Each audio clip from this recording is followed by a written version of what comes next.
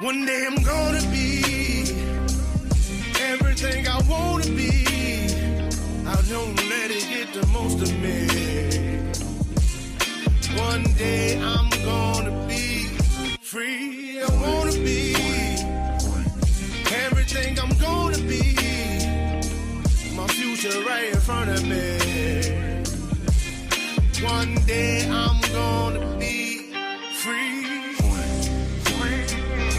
I wanna be free. Then let me be free. From the depths of darkness, a voice emerges. A host with a fire burning in his soul. With a heart of steel and a spirit unbroken. He rides on two wheels ready to claim his throne.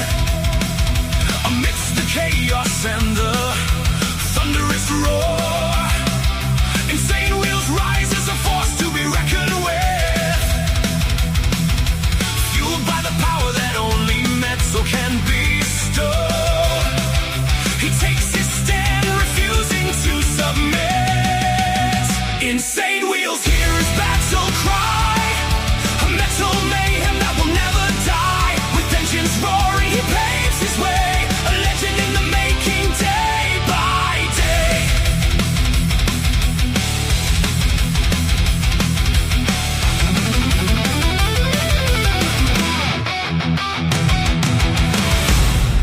Wow, ladies and gentlemen, we got a big morning ahead of us, as we seem to always do. Good morning to everybody. Let's get it. All right, so we've got a lot to discuss over the last, I would say, 12 hours. There's been some activity. There was about 7 hours of strikes that were going on last night from the United States side. But first, let's go ahead and get into the title here, what we are going to be discussing. Iran war escalates, as well as U.S. expands strikes, and Tehran retaliates, which is the main northern part of Iran. That's like their main city up there.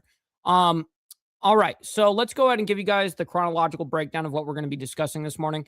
Large scrapyard fire erupts in Philadelphia area. There's a lot of fires going on, I've noticed. There's a lot of chaos going on with fires right now, especially up there in Canada. I forget the amount of the number of actual fires that are going on in Canada right now. It's insane. If you guys looked, I really didn't know too much about it, but I have heard even you guys in the chat complain about smoke and stuff like that. And then I was watching the Coffee Crew this morning, and they were talking about Ontario, or whatever the case. I think it was Ontario, and the fire that's going on up there and how big it is. It's terrible. All right, so we've got that first fire that's happening over there in Philadelphia, a big scrapyard fire. Then we're going to be discussing U.S. forces launch second wave of strikes at Iran, meaning in the same day, I think. That's from yesterday, by the way. That was right after we basically got off the live stream yesterday morning. And then we have, this was breaking, a shooting at a Kroger grocery store in Houston area just happened yesterday. Let me see if it gives me any. It says authorities are on scene following a reported shooting at a Kroger in the Houston area. Okay, well, it doesn't give us any other details than that, so we're gonna have to wait until we get onto that report. Let's see here. We got point. I think they say it point. I don't know if it's pointy or point fire updates. This is a California brush. A fire threatens homes, prompts evacuation warnings, and this is coming out 16 hours ago. Let me read this. We are watching this Wednesday, which was yesterday, as firefighters are working to knock down a fire in California amid the ongoing heat wave in Santa Clarita and the rest of the state. According to their partners over there at Fox, it says structures continue to be threatened in the area, and the fire has quickly grown to 30 acres with no containment. Los Angeles County fire authorities said the fire, dubbed the Pointy Fire or Point Fire, broke out at 21380 Century Pointy Parkway. I've never even heard of that area, but whatever. Just it happened at 1 p.m. yesterday for their time, local. And then we're going to be running into Trump. Trump announces release of American held in Iran since 2024. And that was actually a big story that happened yesterday. I didn't see too much of discussion other than what Trump, basically tweeted or posted, whatever. But it was very cool to hear that they actually, meaning Iran, they could have used that very moment to execute that person because she's from the United States, whatever. And I do believe it was a woman. And then we have Trump reverses suspension of ICE traffic stops after fatal shootings. Says President Donald Trump overturned the suspension of ICE traffic stops on Wednesday, which was yesterday. This comes after the Department of Homeland Security sent a memo on Tuesday directing all vehicle stops to be suspended in the wake of deadly ICE shootings in Texas and in Maine in recent weeks. And yes, we discussed that yesterday, I believe, and if not the day before, we kind of touched on that. And then it says right here, 11 hours ago, Trump tells Tehran to quote unquote behave as U.S. wraps up fresh strikes on Iran. That was 11 hours ago. But then we basically went overnight last night for about 7 hours of continued strikes. It was relentless. Let's see. U.S. expands strikes into northern Iran, which is Tehran. Tehran launches retaliation drone strikes, drone attack. So I'm not really sure what they are shooting at. Let's see. It says hitting targets further north as American forces also fired into a ship the U.S. accused of trying to break its naval blockade on the Islamic Republic. And yes, that did happen. We disabled a ship yesterday. The United States did. And then we have Rubio launches efforts to target left-wing terrorists. I'm not really sure exactly who he's talking about right there, but we can only, guess until we bring it up. So anyways, quickly, let's go ahead and do our call to actions, and then we'll get into the madness this morning. Make sure you guys hit that like button, double tap that screen if you guys are on the vertical side. I very much appreciate it, and it's free to do so. You know what else is free is hitting that subscribe button. This is what we do Monday through Friday. And then, of course, we have members only on Saturday morning, man. It's a good time. Please consider becoming a member. Speaking of members, starting only at $4.99 a month, making sure we're not breaking the bank out there with anybody. But check it out. This is what allows us to be on these airwaves as well as have these lights on. So thank you guys for becoming members and staying with. Little side note here. Follow my Instagram at BallValveTV, where I post everything behind the scenes of not only my life, but as well as the show, Millennial Food Time breaking news, as well as politics. All that great shit. It's a great way to get a hold of me one-on-one. And we, of course, we have a Discord server for all of you legends where I actually break down minute by minute breaking news in the Middle East. I really didn't do much of that yesterday, but yes, because I was on the Diamond Effect and kind of focusing on that show. And then last but not least, all super chats, super stickers, gifted memberships, and membership signups are, of course, all going to be presented live and shouted out onto the show. But if you guys like to skip that YouTube 30% brutal cut that they take from your hard-earned cash, we have these platforms that are scrolling around the screen at any time. You can donate to those. And, of course, I get 100% of the proceeds. And listen, of course, we'll read out loud anything that comes our way, just like a normal super chat. So I've got our email scanning always. All right, good morning to all of you legends, man. I can't thank you guys enough. We got Papa D coming in hot this morning with the 420, by the way, saying cheap and lit. Hello, absolutely. I very much appreciate that, Papa D. Thank you for that. And he sends in another 420 saying another cheap yet still lit hello. Yes, sir. That's a W. I very much appreciate that. Good morning to you, kind sir. We got Carney Vanguard that was first in the chat this morning. Let's see. We got Easy Frank as well as Motobomb Virginia. And yes, thank you to the coffee crew for the raid this morning. I can't thank you guys enough for the love and support that you guys show me right here on Insane Wheels. We got Charles Darwin as well. Good morning from down under, my man. We got Naomi as well. Good morning to you. Let's see here. We got brother PJ. Shout out to my man, as well as Rabbit of Chaos. Good morning to you. Always appreciate you guys. Let's see. We're running our way down fast as possible. We got Pablo. Good morning to you, kind sir. Let's see here. Yes, that's right. Morning, you fuckers. Blessings. Facts. Vanguard Critters. Good morning to you as well. David. Yes, sir. We got Light 'em Up. We're about to light up a little left-handed or counterclockwise tobacco here in a minute too. A different light up, Anyways, let's see. We got Sick Bastard as well. Good morning to you, kind sir. We got Virginia Chaos. Good morning to you as well. We got Steve Posey. Shout out to my man, as well as brother So Loud from the Boondocks of North Carolina. Good morning. We got Charlie Rose as well. And OG brother Steve Easy. Shout out to my man. We got Prez as well. Good morning. We're running our way down. I promise I'm working my as fast as humanly possible here. I promise. It is hard to go through and sort all the comments. We got Bill Castle as well. Good morning to you. Great to see you in the chat over there from Washington, the state of Washington.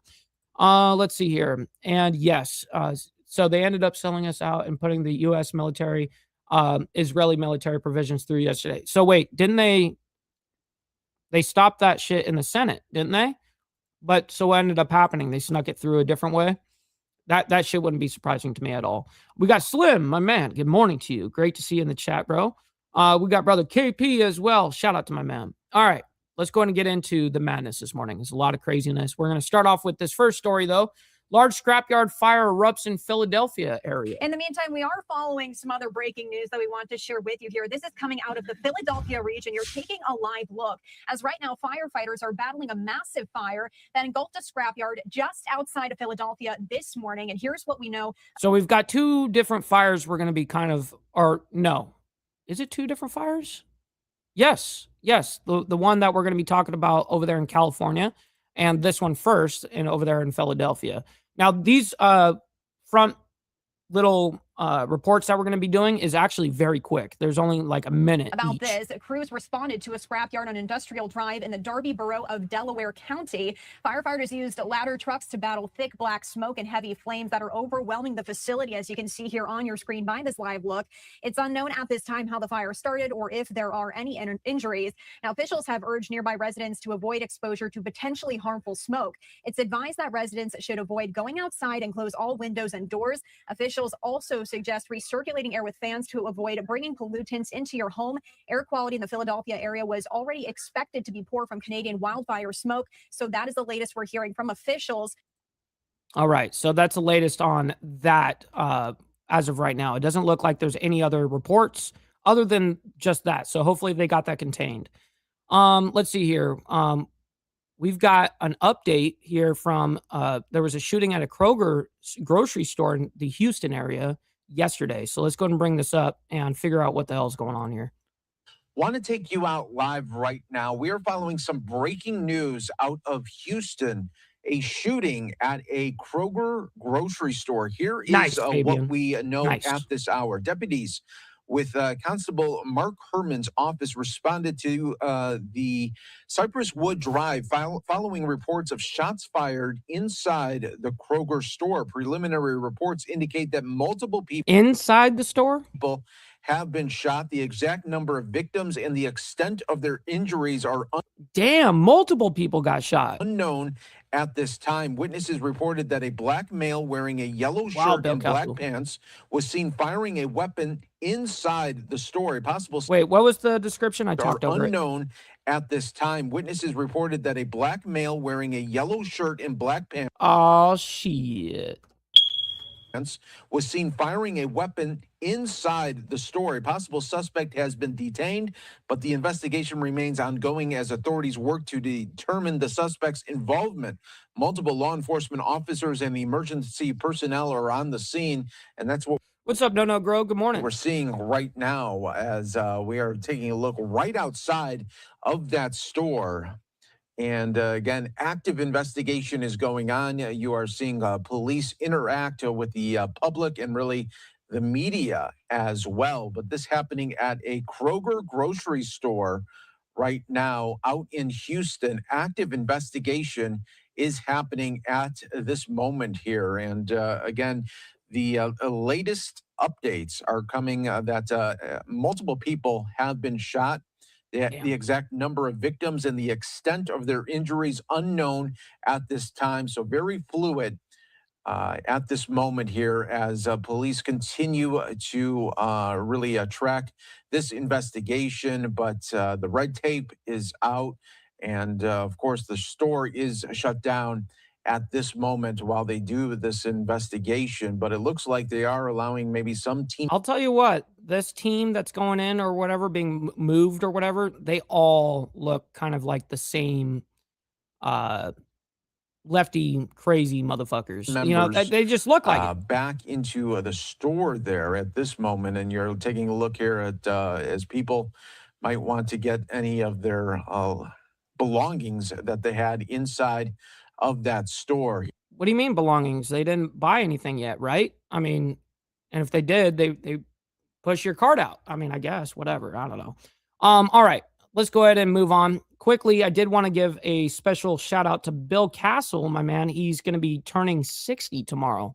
Let me see here. I think it was 60. Yes, tomorrow I finally turn 60. Oh my God, I made it. Well, happy birthday to you, bro. Great to see you hanging out with us, by the way. We always appreciate you hanging out with us. All right, let's get into the second fire here that's going on over there in California. It's about 30 acres that are being burned, and they said 0% were contained at the time of this reporting yesterday. News that is happening in California, in Santa Clarita, of a wildfire that just happened about 90 minutes ago. And we want to go to the coverage of our friends over at Fox 11 Los Angeles. Let's listen right now on Live Now. Dumping around. It was a ballet of water drop after water drop after water drop, and those flames were put out really quickly. I just did catch a glimpse of a helicopter down below the live picture from Skyfox, but I didn't see an actual water drop. It may have. I don't know. Now it's really hard to see any of the flames given the thick gray black smoke out there. So as mentioned, air quality is absolutely going to be an issue on this very hot day in any fire is going to be an issue. Santa Clarita. I'm refreshing my Watch Duty app to see if we have any more information here. This was last updated 31 minutes ago, so that is not new information. This is being called the Point Fire, said to be 5 acres. Okay, I didn't know if it was point or pointee. As you guys can see here, Pointe. So, I mean, I'm just illiterate. LA County Fire responding. I'm checking my resources at LA County Fire here. Give me just 1 second while I look up some more information. Still no new warnings or mandatory evacuations from LA County Fire. This did break out 21,300 block of Center Point Parkway in Santa Clarita. And there are some neighborhoods nearby these flames that were under evacuation warning for LA County at large. There's an extreme heat warning impacting many areas of LA County, if not all areas of LA. Are you serious, Brother So Loud? Oh, yeah, that's right. It is your birthday today as well. Wow, we got a whole bunch of you freaking legends that are leveling up. That's awesome. County. As Happy mentioned, birthday, today is So Loud. forecasted to be the hottest day of the week. And so of all days for this fire to break out, it's not great news. I'm just happy to be able to report that they do have those water dropping helicopters up. And hopefully we can call this a knockdown within the next hour. I would love to be able to say that this is out. In terms of a percentage of containment. See, this is what happens. These kind of reporting, it happens when they don't have any information. They're waiting on information, and they're stuck there having to give a monologue over something that they don't have too much information on. Now, I do see images here a little bit. I want to fast forward to this, where I see personnel over here to the left on this like crossroads, whatever little area. And you've got that big fire right flames there. Have been put out. Here is a focus. That's probably the fire department. Focal point for these crews here on the ground. It's been a while since we've seen a water drop from LA County, but hopefully that happens in the near. That's right, KP. What am I doing? Let me light this up. Here we go. Shit. Future. Going to do my best to get you some more information. When these things happen, you can imagine that the resources they're stretched thin, so it's hard to get. If we had somebody on the line with LA County Fire, damn it. The connection got lost, unfortunately. But in terms of information regarding alerts from LA County, there we go. The last one was issued at 2:10, warning of an evacuation warning for those people who live near Center Point Parkway. This is where those flames were called in at 1:40. LAFD, LA County Fire. There are two different agencies, LAFD with the city and LA County. LA County Fire got the call at 1:40, so coming up on exactly 60 minutes ago, 1 hour ago. And that's when they got out there. They got word of a brush fire. They have the boots on the ground. They have the water dropping helicopters, although I wish I knew where those helicopters are. And they must be getting some more water because it's been a while since we've seen a water drop. But in terms, no, actually, it's actually not for what you think it is. It actually is so that it's so I save money, actually. So as you can see right here, I just fold up some cardboard or whatever. And so when I am finished with this, it burns all the way to right here, and I don't end up throwing away a whole roach full of left-handed tobacco, right? So it's actually to save me money, actually. That's what it's there for. Not because it's actually stopping anything. It's not stopping shit. It just doesn't allow the shit to go into my mouth, I guess, but that's not why I put it in there. It's because I'm cheap. In terms of a mandatory evacuation order, I would say surprisingly, one has not been issued, but I'm not a firefighter. They know what they're doing. I'm not. Yeah, but I fixed it. I fixed my fuck up immediately, though, Steve Posey, but I'll give it to you. Absolutely. We got to embrace. Don't beat yourself up over past mistakes. You are going to fuck up again in the future, quite possibly in a most spectacular fashion. Why worry about yesterday's fuck ups when you have tomorrow's fuck ups to look forward to? You are a fuck up, and fucking up is part of your growth process. Embrace the process. You shall always embrace the process. That's what we do over here. Absolutely. Questioning the work of LA County Fire, but at this point, it is just an evacuation warning for this area near. Bill Castle, my man. To answer this really quick, the answer is no. And there's a reason for it. It's because I don't want to have a website or a third party give out merchandise and make the merchandise like that, and then where I never even see it. It's like drop shipping. A lot of people use that, and there's nothing wrong for people that use that. I just have a weird thing where I want to actually have the product here at my house.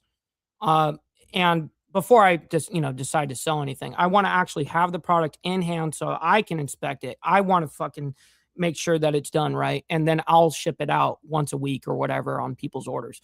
I just haven't found a reliable production company or not production company, whatever t-shirt company or hats and all that stuff. I just haven't come across one yet. And I'm kind of like I'm waiting for the opportunity kind of thing. So the flames that erupted on Center Point Parkway. So the flames have a whole lot of vegetation to burn through, a lot of thick brush out there, and then the steep terrain make it difficult for the boots on the ground, hence why it's so important to get those water-dropping helicopters out and dropping those loads of water. I'm going to check in with my crew here, and I'm going to stay silent just for 1 second. And while we give you these live pictures, we got the dozer on the ground, so that's good. You see all the hose lines. You see the boots on the ground. Again, these firefighters, they are dealing with temperatures close to 100 degrees. At last check, it was 99 degrees in Santa Clarita. Let's just call it a 100-degree day there. Tommy, good morning to you. Great to see you in the chat, by the way. And as mentioned, the best news that we can report is that they aren't dealing with significant winds. So that's going to be working in the favor of the firefight. Thank goodness. It would be a much different scenario. Oh, I'm totally down. I will do that. If they were dealing with heavy winds. They have heavy brush, heavy fuels out there, but they don't have the heavy winds. So we'll take the winds when we can get them. I don't know why you would want winds. I think winds is exactly the opposite of what you want. Anyways, I'm not an expert. I'm not a fireman. Let's go ahead and move on to this next story, though. Trump announces release of American held in Iran since 2024. And I believe this woman, like this whole thing it's actually a bigger story than people are talking about, actually. But nonetheless, let's go ahead and bring this up and talk about it briefly. You're watching live now. Because Iran could have just executed her, yesterday when this happened? They could have just executed her, and instead they actually released her. I'm Austin Westfall. Breaking news out of the Middle East. President Trump posting this moments ago, saying that Iran has allowed an American citizen who was wrongfully detained in December of 2024 under the presidency of sleepy Joe Biden, he says, to leave the country. She is now safely outside of Iran and in good condition. He says the U.S. appreciates this gesture of goodwill by Iran. So that's just coming through now. And then we're also hearing from the news wires, from news outlets like Reuters. They are saying that there are also sounds of sirens in Bahrain, the interior ministry there saying that. So that all happening as we're coming online talking about the latest in the Middle East. It's about 7:30 Eastern time. We're going to discuss all the developments that we've been tracking in the past 24 hours. Let's start with this, a report from Lucas Tomlinson. He reports from the region. Yeah, this is coming from U.S. Central Command. American air campaign against Iran has expanded. U.S. Navy jets now The launching video is not the report. strikes around the clock, including daylight hours, in an effort to bring Iran back to the negotiating table. This afternoon, U.S. forces hit Greater Tum Island, outside the Strait of Hormuz, for the first time. The increased volume of airstrikes, an attempt to clear a path through the Strait of Hormuz to increase shipping volume and potentially paving the way for U.S. warships to sail through, something that hasn't happened for 2 months. The U.S. naval blockade has now been in effect for more than 24 hours, forcing at least 2 commercial vessels to reverse course. With Iranian ports now closed, U.S. officials estimate the return of this economic strangulation will cost Iran more than $400 million per day.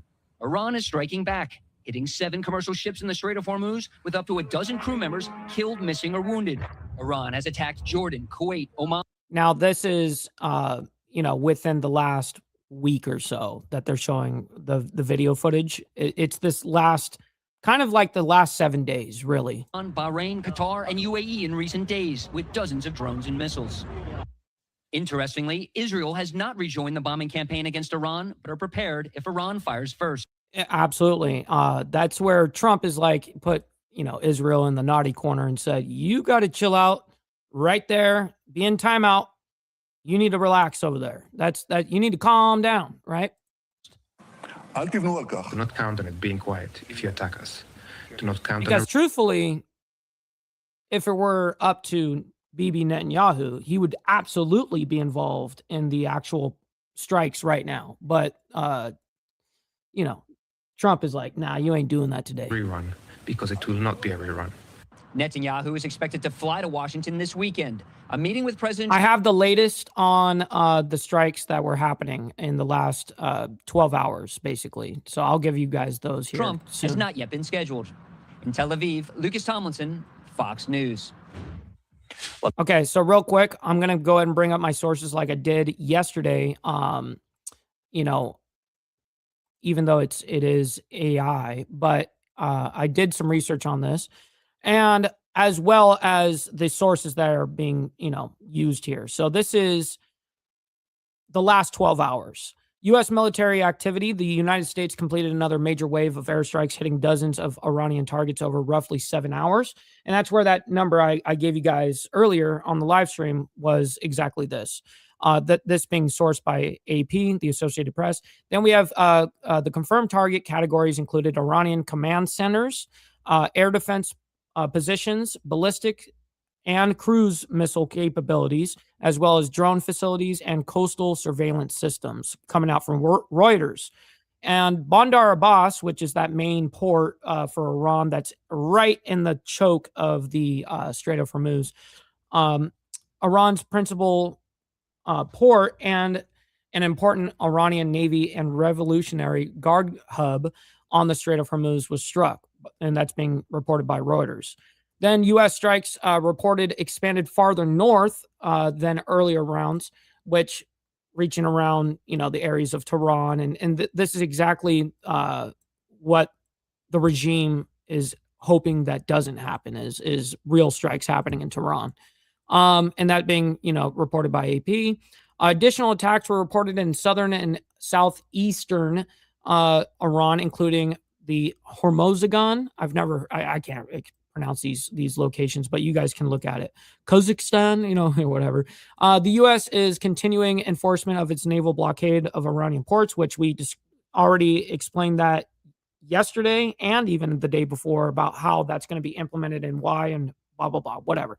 A U.S. aircraft fired on and disabled the oil tanker Belma after CENTCOM said it ignored, and it was actual multiple warnings. It wasn't just warnings. It was multiple warnings while sailing toward Karg Island. That's up there in the northern part of that whole area. So let me actually give you guys a real quick. I have to go back to this side. I have to select this. Give me a second here. Okay, so as you guys can see, this is Bandar Abbas. This is inside the choke of the strait. This is one of their main ports here, okay? So the ship that we attacked, the United States, was a ship that was going up to here to Karg Island. So it must have, what I'm assuming is it was taking the IRGC's route, obviously. And the United States is like, no, you're not going to do that. Now, let me quickly show you guys what those routes actually look like. And this is the best one I could find on any of this. So let me see if it'll share this tab. Boom. See if it does it. Boom. Okay, good. So this is the best one I could find. I was looking everywhere to find something that actually showed the United States and / Oman's what our routes are going to be and what they have been and what they are established to be, and then what the IRGC is doing. And you guys can see the inbound traffic would theoretically, if the IRGC wants all these ships to go into the strait like this, and then actually go in between Larak, which is one of the smaller islands just off of Kesem Island. And that was implemented so that they could start collecting tolls after the 60-day part of the MOU. That's why they were doing this. They were setting it up so that it's kind of like politics, right? When politicians start using words a certain way, it doesn't even have to be kind of real, but if you say it enough, it becomes real, kind of thing. And that's exactly what this kind of ideology was. They're like, if we can push it to this, then we know we can execute at the end of this, being able to collect tolls. So anyways, this is why you see so much hostilities regards to the shipping industry, because ships are taking what they think they should be taking. And then all of a sudden there's consequences for it, right? So anyways, let me go and bring our thing back over here. I want to show the Iranian retaliation here quickly before we get into the story again here. Iranian retaliation. Iran launched missile and drone attacks before dawn toward countries hosting U.S. forces such as Bahrain, Kuwait, and Jordan. And that's been the same kind of rhetoric for the last, it's been like this for a minute now, right? Kuwait reported another incoming attack later Thursday, which was yesterday, with its defenses responding to hostile fire. This coming out from the AP. As of the latest reporting, there were no confirmed major casualties or major damage from those attacks, though, in the regards to the incoming attacks from Iran. Another drone struck or approached a tanker near Basra in southern Iraq, reportedly causing only minor damage and no casualties. Responsibility had not been independently confirmed. So anyways, I just wanted to quickly bring that to your attention so you guys know exactly where we're at, basically minute by minute. But let me go and bring this back up quickly and get back into this. Bring in retired Marine Intelligence Officer, National Security Analyst, and the host of the Strap Podcast, Hal Kempfer. He's here with me. Let's begin with the breaking news of the hour. President Trump saying that Iran has allowed an American citizen who was wrongfully detained in December of 2024 to leave the country. Trump says that she is now safe, she's out of Iran, and she is in good condition. We are at the time of... What's up, brother Jack Talcott? Great to see you in the chat, by the way. Sorry, I was doing a whole bunch of reading and stuff, so I'm catching up with the chat right now. But good morning and blessings. This conversation, it's just about 7:30 Eastern time. At the time of taping this, we do not know the identity of the woman.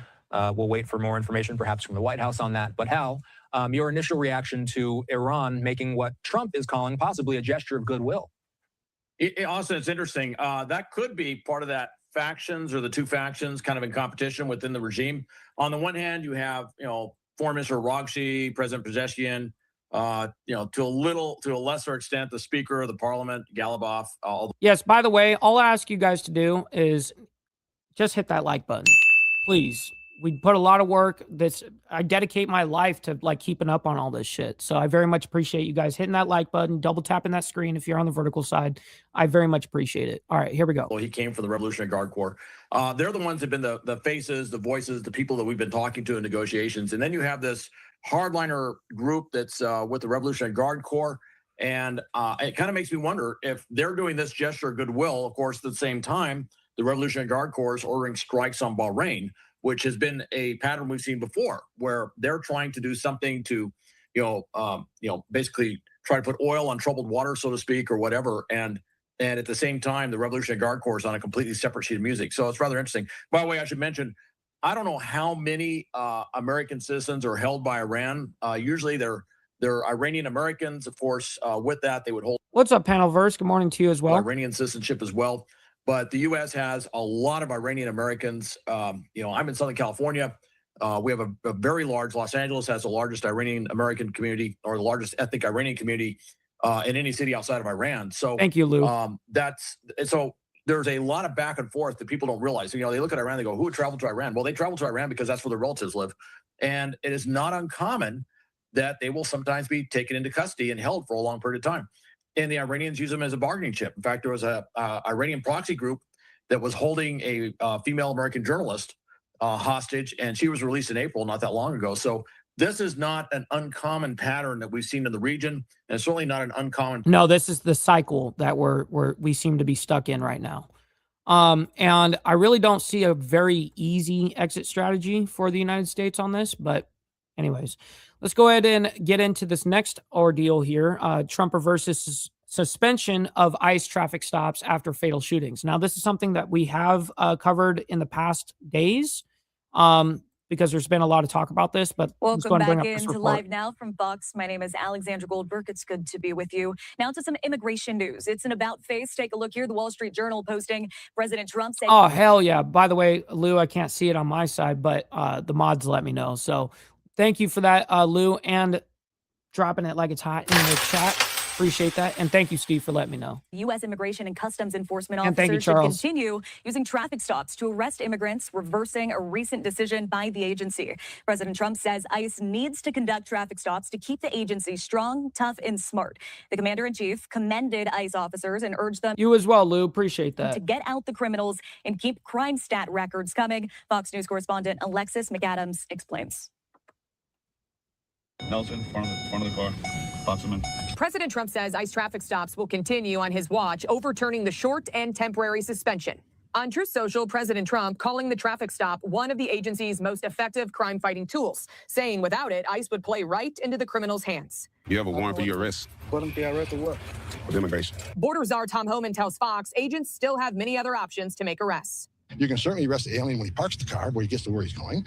But there's going to be situations where they need to do a vehicle stop. ICE agents depend on traffic stops to make immigration arrests because a judicial warrant is not needed. Very easy to do those stops versus going into a house, going into a neighborhood. Democrats demanding answers after 2 fatal ICE-involved shootings in less than a week, one in Texas and one in Maine. DHS says agents were not wearing body cameras in either incident. And they were both immigrants. Republicans had agreed to our proposal for body cameras. The victims killed in Texas and Maine so tragically might be alive today. DHS supports it, and they've gotten money now from Congress to outfit all the body cameras. Yeah, I know that, Steve, it's crazy. But they were shut down, right, for over 75 days. DHS tells Fox body cameras have been deployed to more than half of the field offices so far and say the remaining teams will receive them within the next 60 days. In New York, I'm Alexis McAdams, Fox News. And taking a look here at a Truth Social post by the president, he says the men and women of ICE are doing a great job, one that has to be done. Crime is way down in America, in many cases, with numbers that haven't been seen in decades. The open border policy of sleepy Joe Biden allowed 25 million people to pour into our country, unchecked and unvetted. Many were criminals, and we have to get them out. In order to do this, we must be strong, tough, and smart, and we cannot give up one of ICE's most important and effective crime-fighting tools, the traffic stop. Once we do, we are playing right into the criminals' hands. The radical left Democrats would like to see this done, but it won't happen on my watch. ICE, be judicious, fair, and smart, and go back and do your very important job. Keep those crime stat records coming. Remember that you are loved and respected in America. Thank you for your attention to this matter. He signs off there as President Donald J. Trump. Now, Ted Hesson covers immigration for the Washington Post, and he joins us now. Hello, good evening to you. We'll get his... So, Ted... Excuse me. We'll get the front monologue real quick, but that's it. This has been a quick suspension and reversal. What's the latest you're reporting? It has been a whiplash week. As you mentioned, there have been these 2 shooting deaths involving ICE officers in a 6-day period in the last week and a half or so, or over a 6-day period. And since then, on Monday, we saw that ICE issued an order to halt. What's up, Charlie Rose, by the way? Good morning to you. Stops as what appeared to be a response to this. But just after 2 days of being in effect, the president this morning posted on Truth Social that he actually supported ICE doing these traffic stops and that they were an essential tool for the work that they do. Since then, we've confirmed with a White House official and with the U.S. Department of Homeland Security that you be safe out there, Bill, and happy birthday to you tomorrow. The policy's been reversed. So this pause, this change of direction was very short-lived. It was clear that the president felt he needed to intervene or wanted to intervene, and the department followed suit. Yeah, and I'm going to ask you more about that in just a moment. But And that's really it. But I do want to hear this because this just popped up. I want to see this. We did receive this memo. Fox News obtained this that DHS sent out to field office directors yesterday. And Ted, I'll bring you back in here. You can see that memo there on your screen. I'll read it. The White House tells me that President Trump overturned the suspension of ICE traffic stops this morning. This after DHS sent a memo out to all field office directors yesterday saying all vehicle stops were suspended until further notice. The White House says there was no policy change, just an internal DHS memo that was quickly overturned. And you can see that memo there on the left-hand side of your screen. But Ted, so Trump came in and said, no, we can't have that. How did this initial suspension all go down in the first place? That's a good question, and I'll allow him to answer this, and then we got to move on. Well, I mean, we know that immigration enforcement is a central issue for the president, and he's been pushing to increase arrests, and he made a campaign promise to have record levels of deportations. In the last few weeks, we've seen that push increase. In January, after the 2 U.S. citizens were killed in Minneapolis, we saw ICE retreat to some degree and back off of intense public street actions and street enforcement actions. But then in recent weeks, we saw those arrests picking back up again. And along with that, we've had these 2 shooting deaths. So that appeared to prompt this change of policy. But as we see, it didn't last very long. The president has reversed course on it. I mean, all of this illustrates what a tightrope act the Trump administration. Yeah, and Trump basically came out and said, this is the one thing that we can't lose in the aspect of ICE is traffic stops. So he reversed it. All right, enough of that. Trump tells Tehran to, quote, behave as U.S. wraps up fresh strikes on Iran. Now, this is in context. We're doing everything in chronological order here, leading us up until current moment right now. But this came out about, I think this came out about 10 p.m. last night for me. Central Standard Time came out about that time. So let me go ahead and bring this up and we'll figure out what's going on here. And we did about 7 hours worth of work last night over there in Iran in the regards to the United States and their striking, multiple targets. So anyways.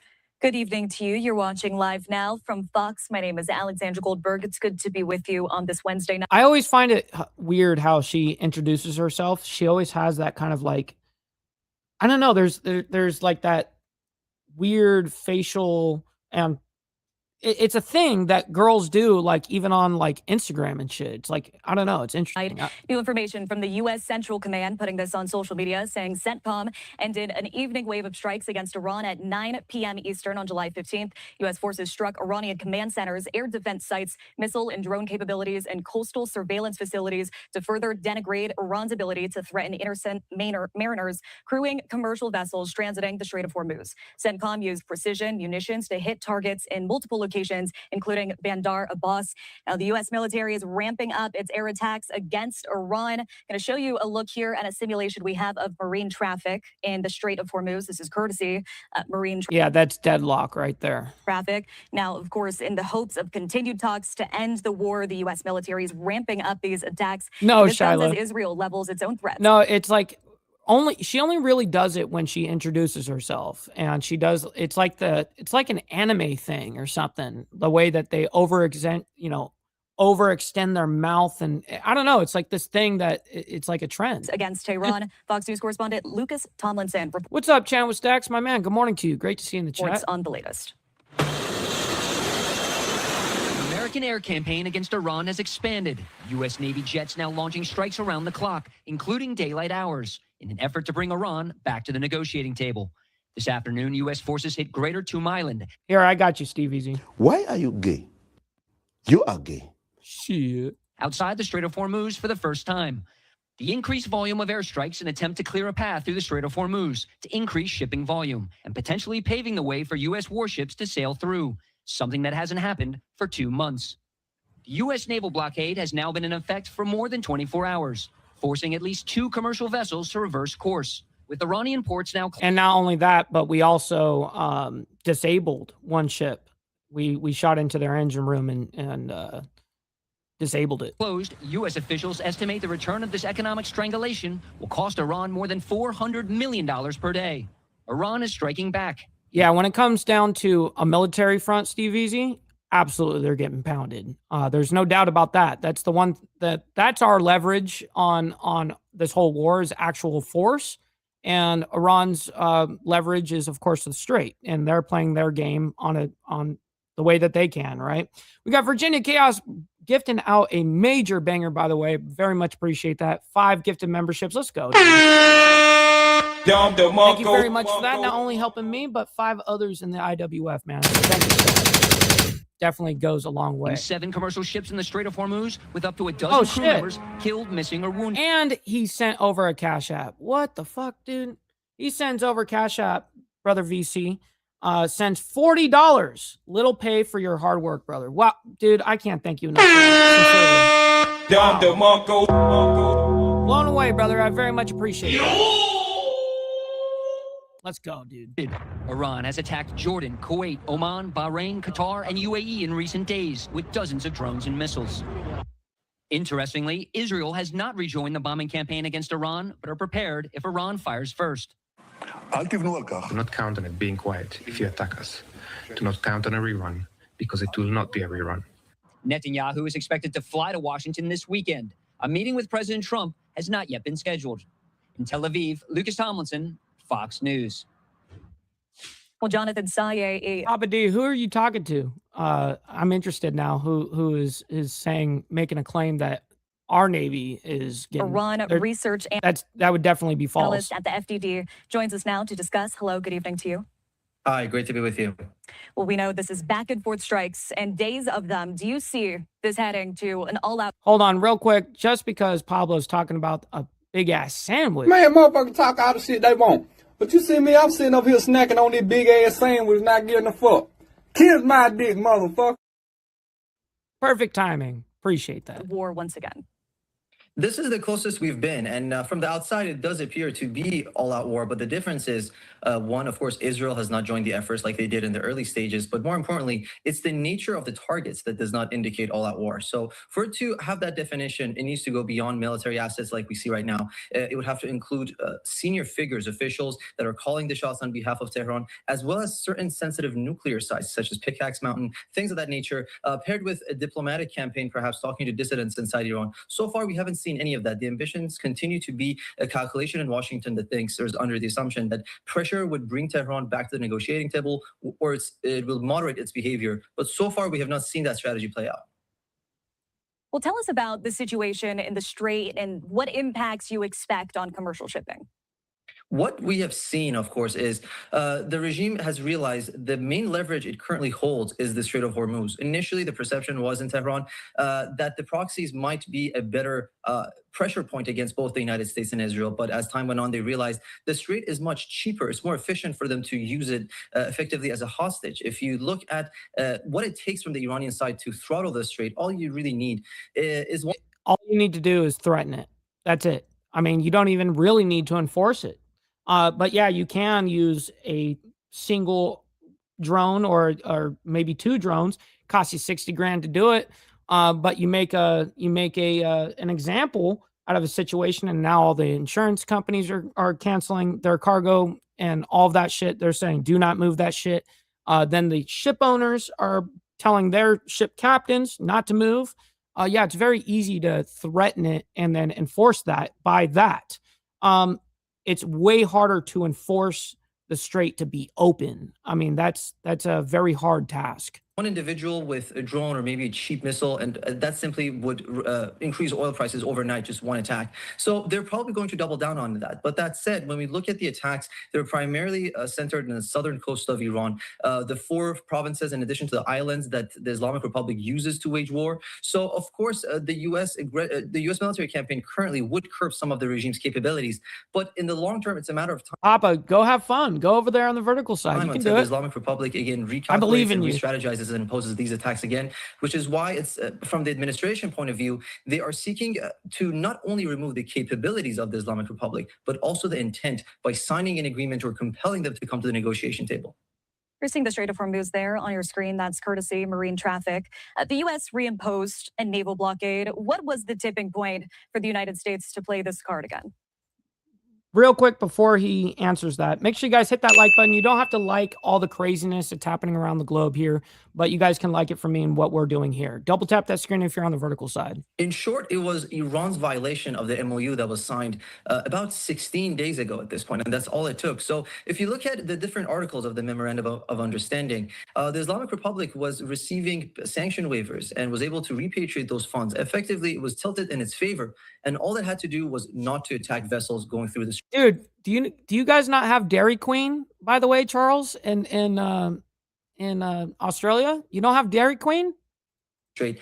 And it did so for a variety of reasons, but ultimately that was enough for Washington to maybe realize that they're not dealing with pragmatic individuals like they had initially thought. And the key point about the blockade is it's really not only the continuation of the maximum pressure campaign, but it's the most assertive form of its enforcement in a sense that sanctions can only prevent. And thank you for that, Shyla. I very much appreciate that. So much. But the physical blockade was preventing also oil smuggling going to China. So the regime, of course, is losing hundreds of millions of dollars.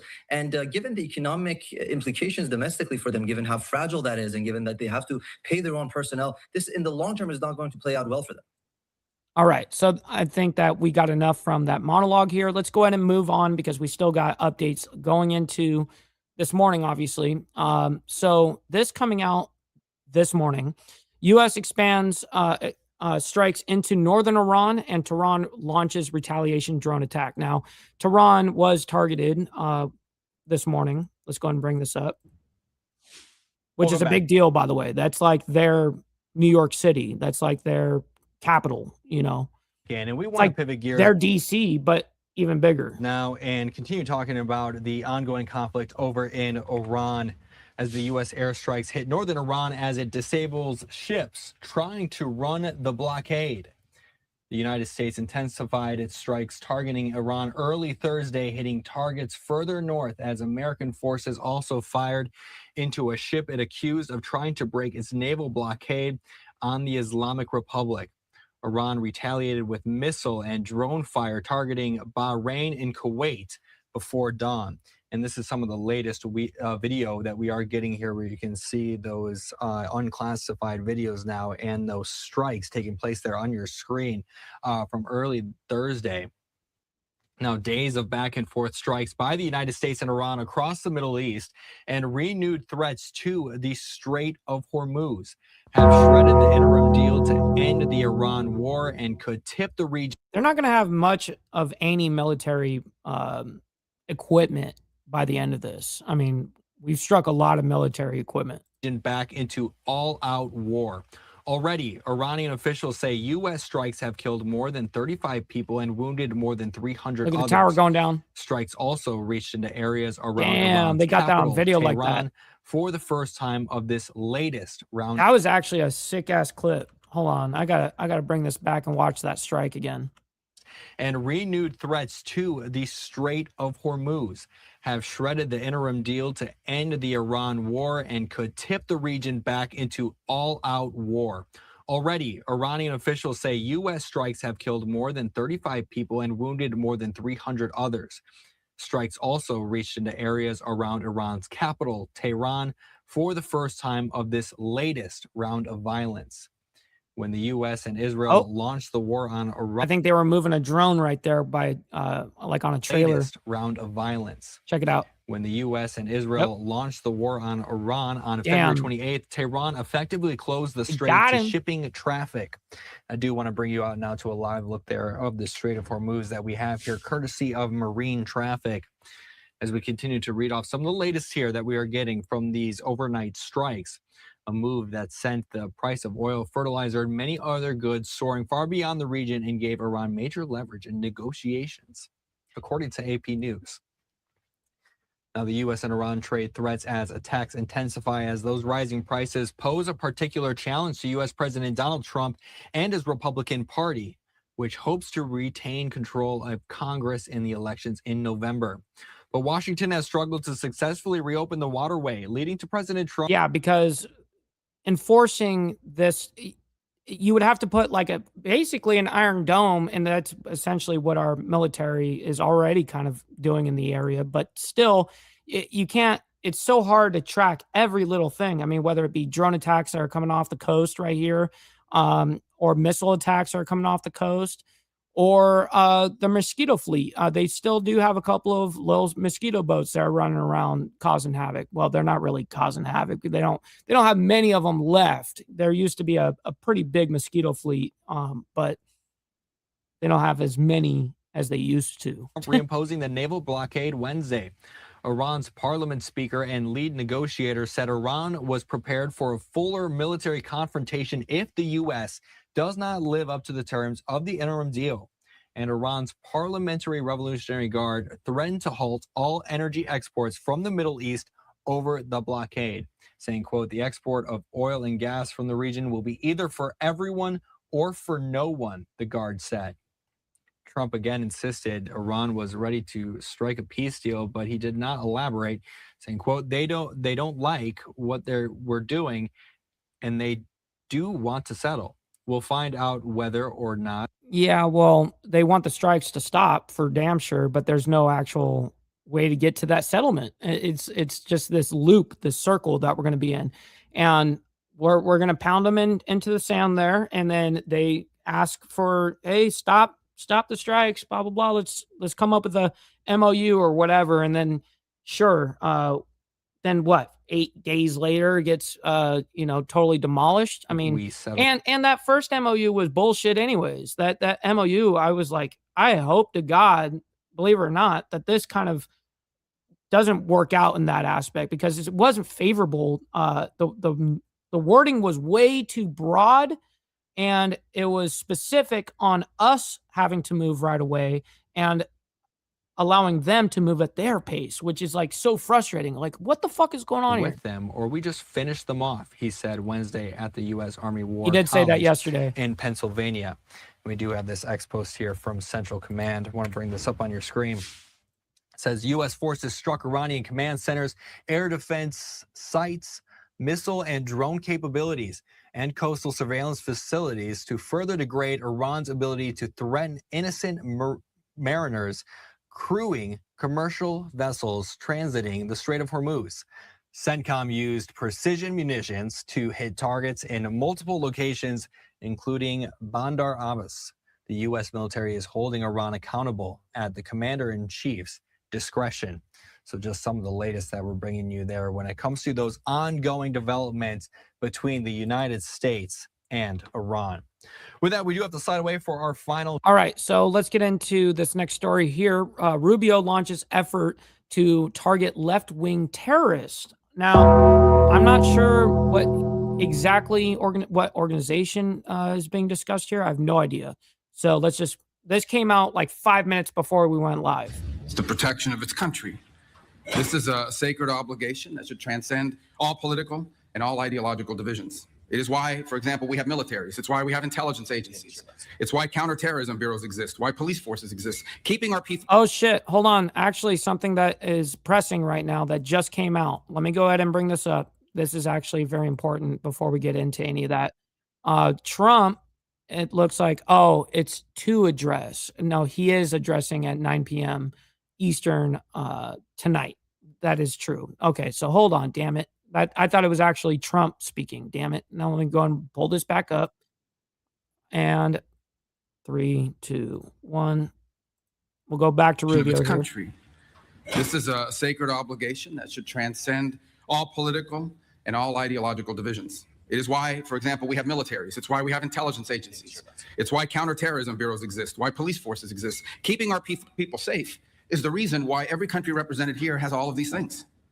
We are all very well acquainted, as of now, of course, by now, with what has been described as traditional terrorist threats. For 25 years, the term counterterrorism, at least in the West, has meant first and foremost the fight against radical Islamist extremism. And there's a very poignant reason for that. On the 11th of September, in the year 2001, 19 men murdered 3,000 people here in my country. Then that same enemy struck Europe, murdering nearly 200 commuters aboard trains in Madrid in 2004 and 52 more aboard London buses. Damn it. Did he announce the group? I was reading comments and I didn't hear him say the actual group. I want to know the group he's talking about here. 1,000 people here in my country. 19 men murdered 3,000 people here in my country. Then that same enemy struck Europe. What enemy? Fight against radical Islamist extremism. And there's a very poignant reason for that. On the 11th of September, in the year of 2000. So he's talking about just Islamic radicals in general. 2001, 19 men murdered 3,000 people here in my country. Then that same enemy struck Europe, murdering nearly 200 commuters aboard trains in Madrid in 2004 and 52 more aboard London buses and the underground in the following year. The entire architecture of Western counterterrorism was rebuilt from the studs around the singular traumatic event. That made sense at the time. Our job was to keep our people safe, and the realm of terrorism, the specter of global jihad, was the premier threat to their safety. And so we went to. No, they're specifically talking about just Islam. Well, actually, it's kind of broad, not specific. It's kind of broad. Just Islamic radicalists, and he's talking about political violence in the aspect of Islam towards, our people, kind of thing. And we assembled a global coalition, working with many of the friends that are represented here in this room today. And we destroyed the ISIS caliphate. We killed al-Baghdadi and al-Zawahiri and bin Laden. And we built intelligence and law enforcement systems capable of anticipating and stopping attacks before the public even hears about them.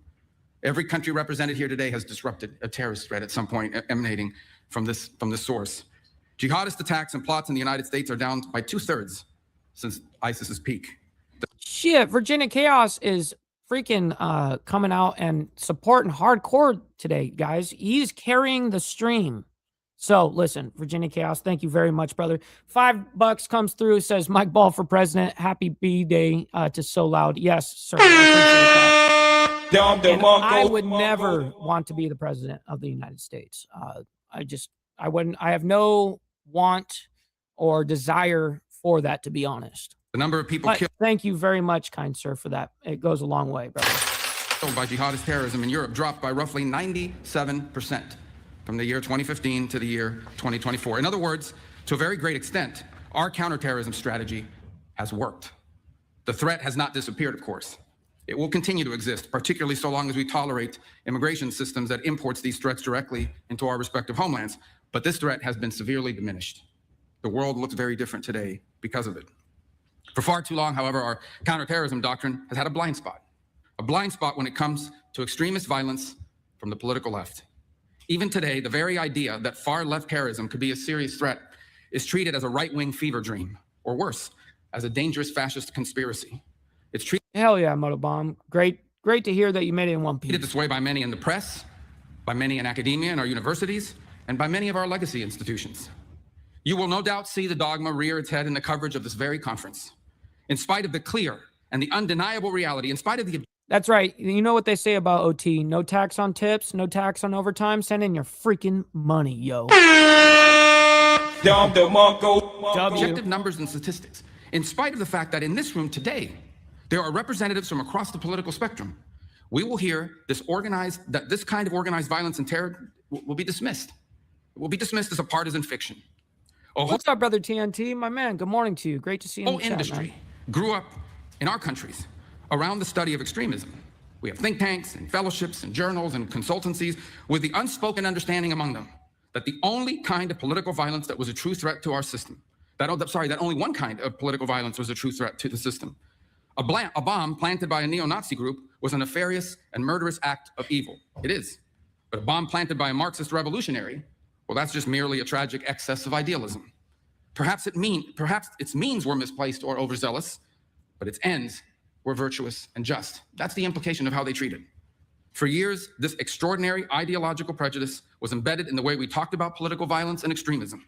It was repeated again and again until it was accepted as the neutral. What's up, Fidel? By the way, good morning to you. And brother So Loud on his birthday sends a 10 spot to us over here on Insane Wheels. Yo, I can't thank you enough for that.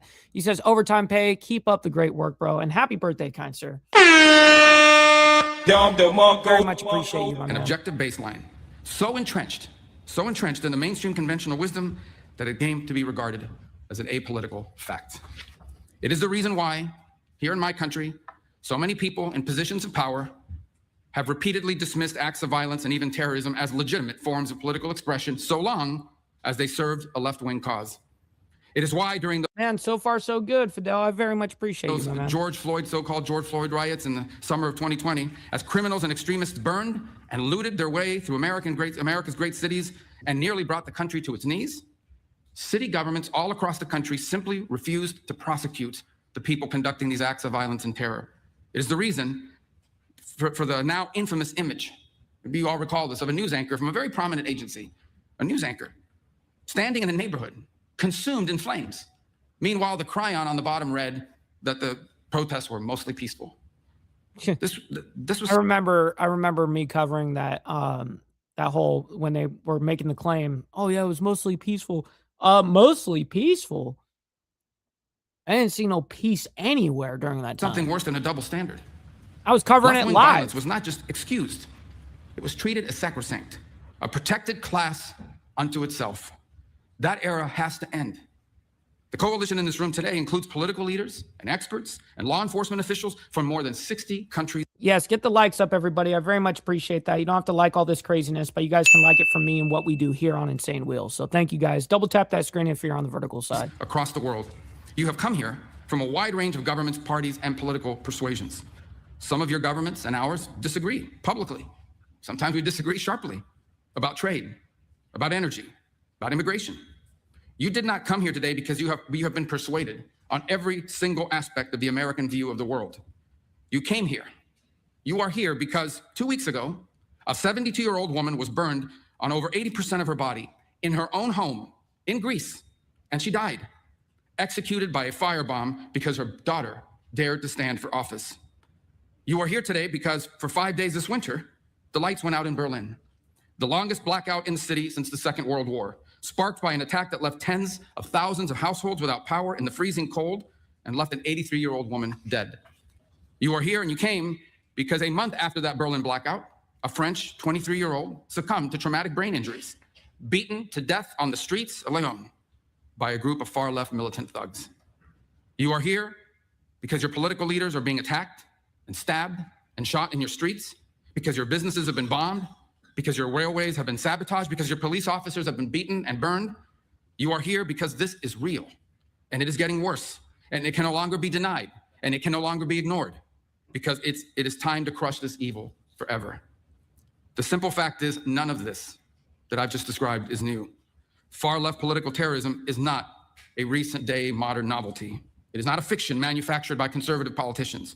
For most of the modern era, it was in fact the dominant. Yeah, the ratio is off, yo. We got 150 people in here between both the live streams. Let's get the likes up, yo. Come on. Of political violence. Every one of our friends here from the nations of the Western Hemisphere remember the decades of kidnappings and bombings and assassinations and executions, the violent terror of the Tupamaros, of the Monteseros, of the FARC, of the ELN. You remember the inhuman savagery of Peru's Shining Path, the Maoist fanatics who massacred the peasant villages of Peru, hacking pregnant women and newborn infants to death with axes and machetes. You remember the tens of thousands of Marxist guerrillas trained to kill in Castro's terrorist camps. All of you here from Europe remember. You remember the machine gun massacres of Italy's Red Brigades, which held a 5-time prime minister captive for 55 days before subjecting him to a revolutionary so-called people's trial and executing him in 1978. You remember the Red Army factions near. That's crazy, Tommy. I'll have to look into that. 3-decade campaign of bombings, kidnappings, and assassinations in Germany, murdering dozens and injuring hundreds more. You remember the 17 November organization in Greece, the Marxist extremists that terrorized Athens for more than a quarter century, including, by the way, shooting my country's CIA station chief dead outside of his home in front of. What's up, Extra Surprise? Great to see you in the chat, bro. Good morning. His wife, as they were returning home from a Christmas party. And here in America, we remember.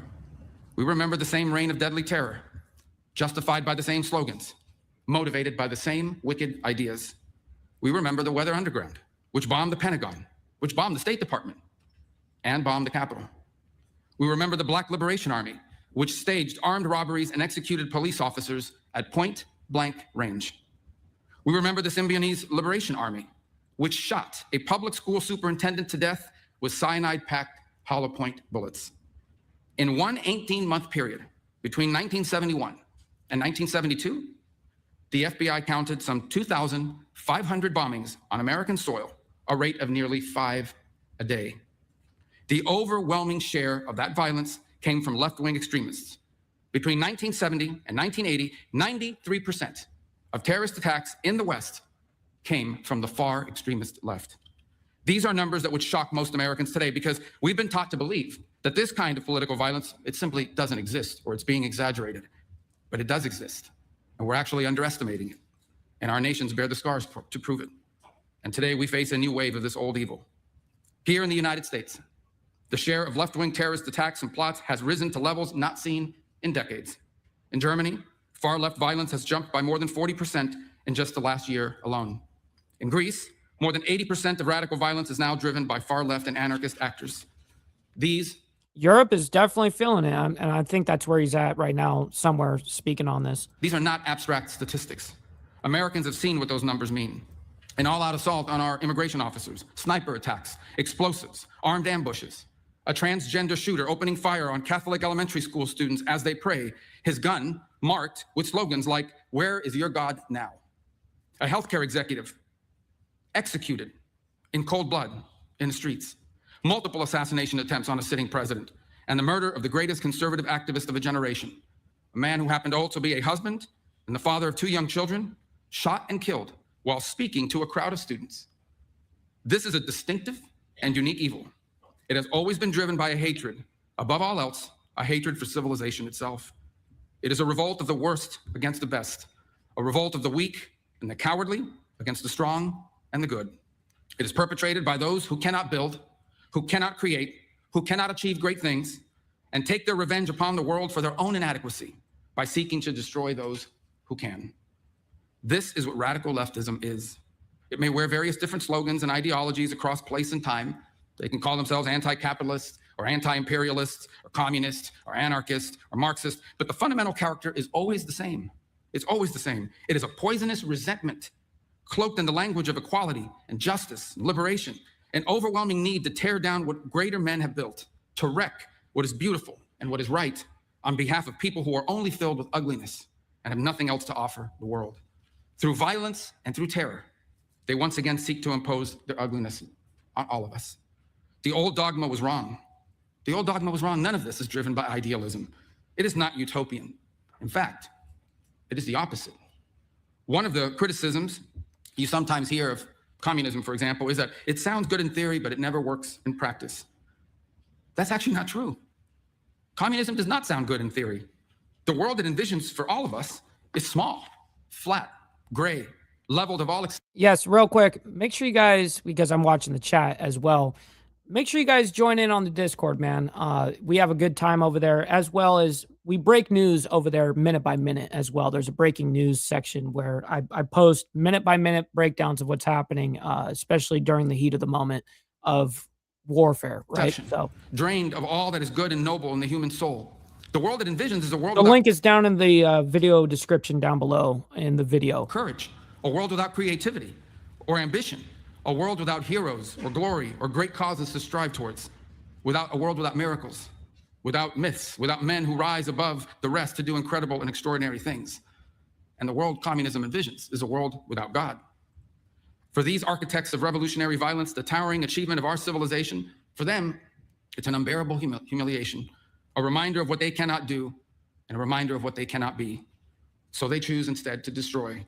They attack pipelines, they attack railroads, they attack power grids and laboratories, the physical embodied symbols of power and invention and achievement.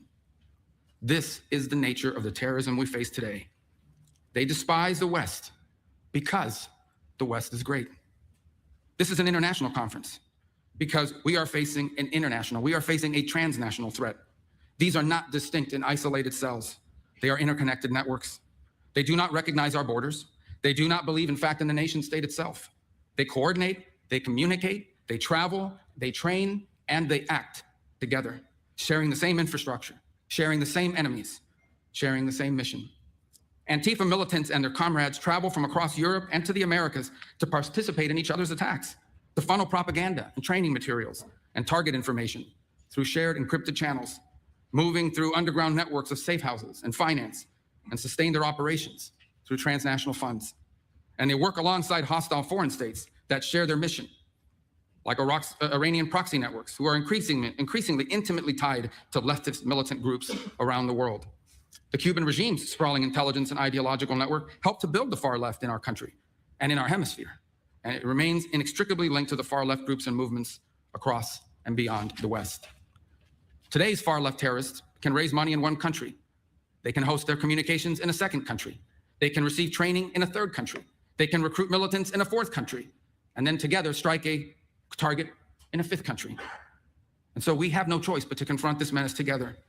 We will either cooperate across our borders, or the terrorists will continue to exploit the gaps between them. Under President Trump, for the first time, the United States is building the infrastructure. Oh yeah, because you're on the horizontal side. The partnership and the strategy to defeat the scourge of far left terror. The President signed National Security Presidential Memorandum Number 7, outlining a comprehensive strategy to investigate and disrupt Antifa terror networks and their allies. Last November, the State Department designated 4 violent far left extremist groups as foreign terrorist organizations, and there will be more designations soon. In December, we announced rewards for justice, offering up to $10 million for information disrupting the financing behind these groups. In May, we convened the first counterterrorism law enforcement workshop, joining American law enforcement officials and their counterparts in our partner country nations together to map and develop strategies for dismantling these networks. The next workshop will be co-hosted with our partners in Germany.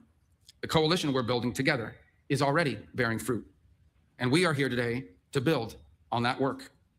We can and we must identify and map this threat and rebuild our counterterrorism architecture to defeat it, just as we have done together before. Now we must do it together again. Through intelligence and information sharing, through coordinated law enforcement strategy, through financial targeting and disruption, we will dismantle these networks brick by brick. And don't worry, he's almost over here. It is time for the people of the civilized world to defend ourselves, to stand united against this encroaching darkness and fight for what is ours. It is easy to destroy great things. It is far more difficult to make them. The enemies of civilization are only capable of the former. They are only capable of destroying great things. All they know is destruction. But we have built great things together. We have done it time and again.